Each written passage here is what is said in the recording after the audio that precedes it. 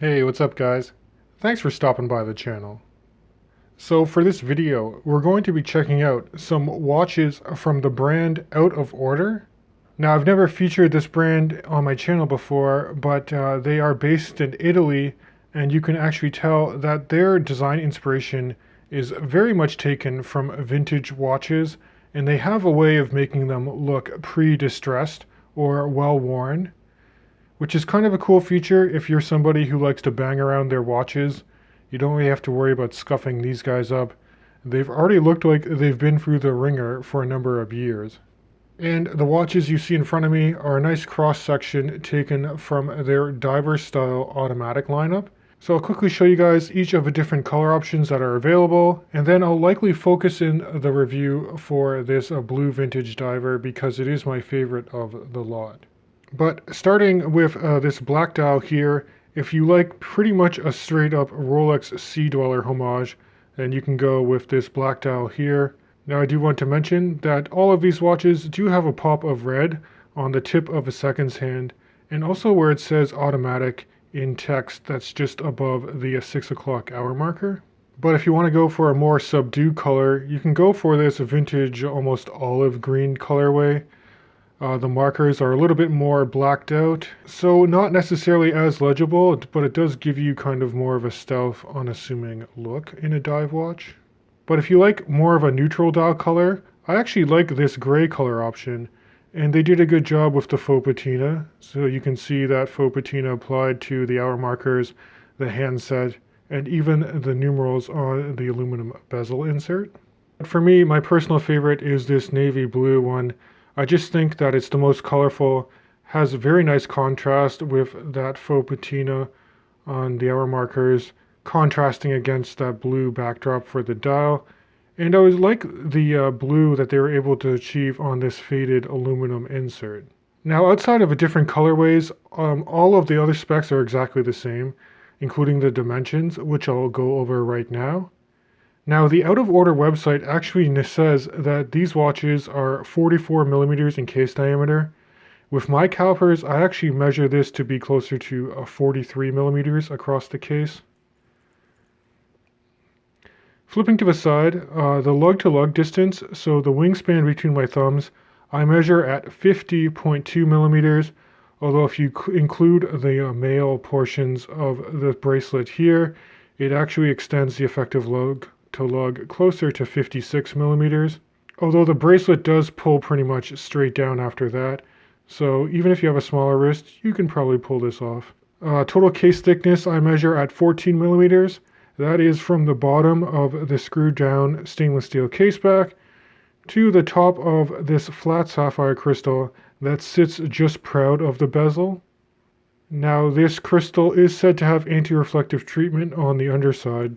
And I'll also quickly mention that the lug opening here for the supplied OEM bracelet is 22 millimeters. Now it's kind of funny, I think on their company's website they did confuse the case thickness and the lug-to-lug dimensions, because I'm pretty sure their website states that the thickness of this watch is 51 millimeters and the lug-to-lug is only 14.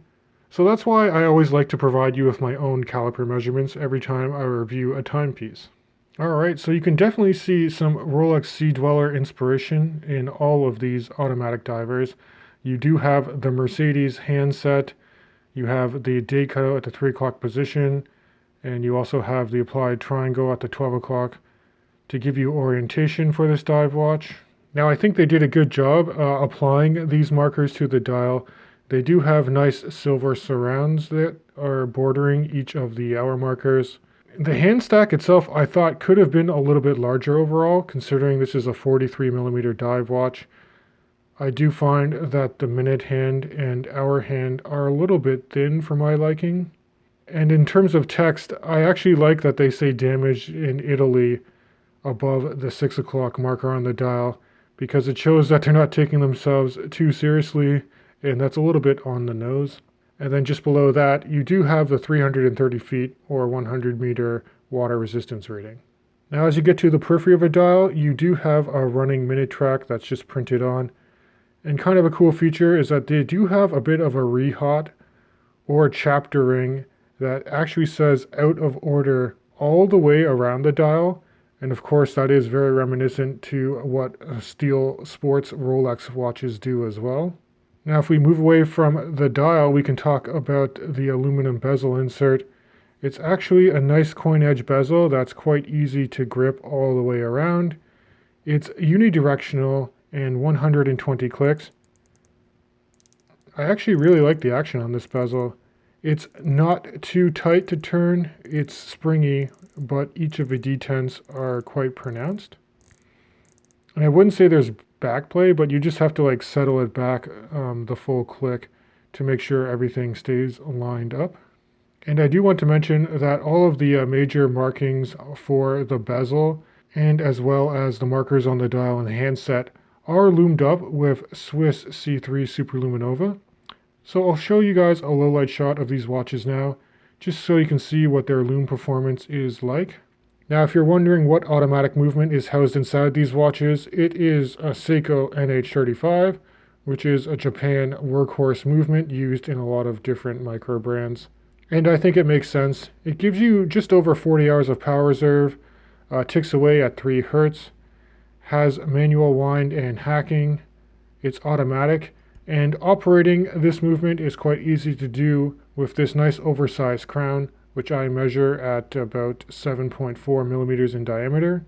Interesting choice is that they didn't age the side of the crown like they did with the rest of the case and bracelet, but it's knurled really nicely, even with gloved hands. You can quickly unthread the crown, manually winding it in the first position.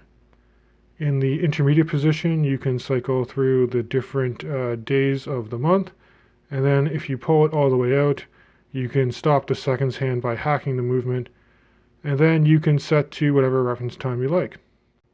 Alright, so looking across the case, it's done in 3/16L surgical stainless steel, just like the bracelet, but Out of Order has their own proprietary way of tarnishing the case and bracelet and making it look like it has been worn for many, many years.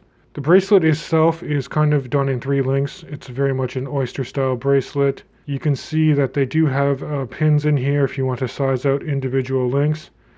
At the layer of the clasp, you have 4 micro adjustment anchoring points to fine tune the sizing of the watch. And you do have the Out of Order logo on the flip lock. And then you can see that this swing arm section appears to be milled out, although this portion of a clasp here seems to be just pressed metal, and it's actually a little bit sharp when you're trying to open up the clasp. Just give you guys a quick look at the case back, which isn't aged at all, but you can see it's got minimal text on it, and it is screwed in. And I want to give you guys a quick wrist shot just to show you how this automatic diver sits on my 7.5-inch wrist, which is 19 centimeters in circumference if you're using the metric system here. Now the head of a watch does sit fairly planted on the wrist, and I'll mention that the overall weight, including all the links of the bracelet, comes in at 180 grams. So well within what you would imagine a 43 millimeter diver would wear like. Okay, so I'll just wrap things up by talking about pricing for these watches, which comes in on the Italian website at around 379 euros, and that does translate to about 550 Canadian dollars if you purchase it through some of the Canadian retailers like the Bay. Now $550 does seem actually kind of pricey for what you're getting in terms of the materials, but I think most of their money went into designing this watch, so it does look vintage and well aged already. So if you're into that, then this might be a good pickup for you. I do know that some retailers like the Bay do frequently have sales, so if you can get this watch at under 500, then I think you're going to do a little bit better. Now I do want to point out some negative aspects to these watches. First and foremost, I do wish that Out of Order just improved the execution and printing of these dials and markers. Notably for this particular blue one, there is a fiber that's printed along with the red text where it says auto just above the 6 o'clock position. That and the overall finishing and execution of the hands and the surrounds for the hour markers themselves aren't as crisp as you would expect at this price point. Although I suppose that Out of Order could come back and argue that it's a vintage inspired piece, so it's meant to be a little bit distressed already. And then if we roll over to the clasp for these divers, this flip lock portion here, as I mentioned, it's a little bit sharp at the edge. So if you want to open this guy up really quickly, this portion can be a little bit sharp. And I believe they could do a better job milling out this portion of a clasp and rounding off these edges. And the last minor thing I'll note is that I do think Out of Order can improve the water resistance rating to 200 meters if they do want to meet the diver's ISO requirement and call this a true dive watch. It already does come equipped with a screw down crown and case back. I'm just not sure about how thick that crystal is or what steps they need to do to actually give you that 200 meter water resistance rating. But as always guys, I love to hear your comments on this watch in the description of this video. Have you purchased watches from Out of Order before, and would you consider picking up their dive style automatic watch?